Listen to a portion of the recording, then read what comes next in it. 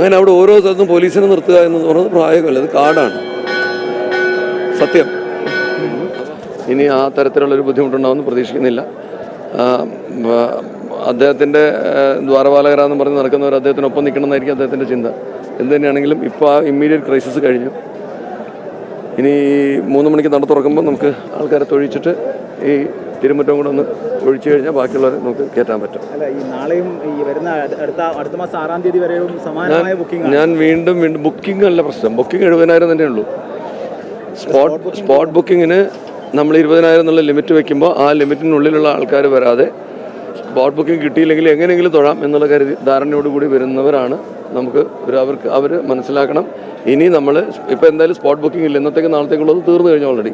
അപ്പോൾ ഇനി spot booking ഇല്ല എന്ന് പറയാനായിട്ടാണ് നമ്മൾ നിർദ്ദേശം കൊടുത്തിരിക്കുന്നത്. ഒന്ന്, അതുകൂടാതെ ഇനി വരുന്ന ആൾക്കാർക്ക് ഈ സ്പോട്ട് ബുക്കിങ്ങിൻ്റെ ഇത് തോത് കഴിഞ്ഞു കഴിഞ്ഞാൽ പിന്നെ അനുവദിക്കാത്ത രീതിയിൽ നമ്മൾ നിലയ്ക്കൽ വെയിറ്റ് ചെയ്യാൻ പറയും. അപ്പോൾ എന്ന് പറഞ്ഞാൽ ഇന്ന് കിട്ടില്ല.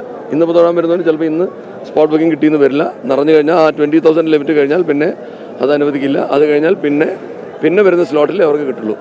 അപ്പോൾ അത് മനസ്സിലാക്കിക്കൊണ്ട് വേണം ആൾക്കാർ വരാൻ. അപ്പോൾ നിലയ്ക്കൽ ഒരു ബുക്കിങ്ങും ഇല്ലാതെ വരുന്നവർ അവിടെ കാത്തു നിൽക്കാൻ തയ്യാറായിട്ട് വരണം എന്നാണ് ഞങ്ങൾക്ക് പറയാനുള്ളത്. പോലീസുകാരുടെ എണ്ണം കൊണ്ടാണോ ഈ പ്രശ്നം ഉണ്ടാകുന്നത്? പോലീസുകാർ ഈ ആവശ്യത്തിന് കൂടുതൽ പോലീസുകാർ ഇപ്പം നിലവിലുണ്ട്. ഈ ഞാൻ പറഞ്ഞില്ല, 2-3 കാര്യത്തിലുള്ള ഡിസിപ്ലിൻ ഭക്തജനങ്ങൾ പാലിച്ചേ പറ്റുള്ളൂ. അതൊന്ന് ഈ ബുക്കിങ്ങിൻ്റെ കാര്യത്തിലാണ്. രണ്ടാമത് നമ്മൾ നിഷ്കർഷിച്ച ക്യൂവിലൂടെ തന്നെ വരിക. അവർ ഈ കാട്ടിലൂടെ പോകുന്നതുകൊണ്ട് വേറെ പല പ്രശ്നങ്ങളുണ്ട്. കാരണം വെച്ചാൽ ഇപ്പം വന്യജീവികളുടെ പ്രശ്നങ്ങളുണ്ട്, പാമ്പുകളുണ്ട്, പല ബുദ്ധിമുട്ടുകളുണ്ട്.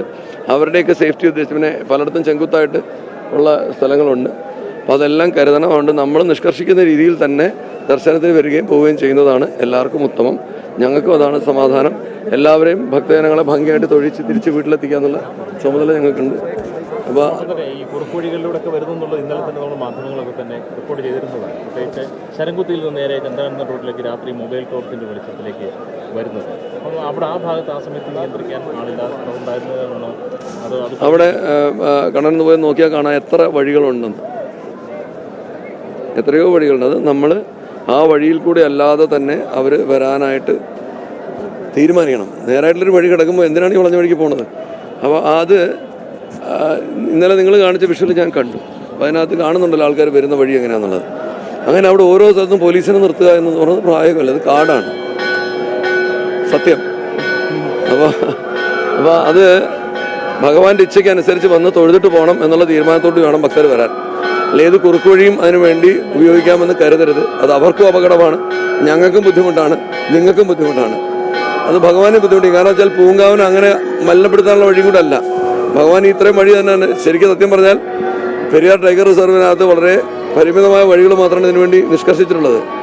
അപ്പോൾ ആ വന്യജീവി സങ്കേതത്തെ കൂടെ എന്താ പറയുക മലിനപ്പെടുത്തിയ രീതിയിലാണ് പലരും വരുന്നത്. അങ്ങനെ ചെയ്യാൻ പാടില്ല.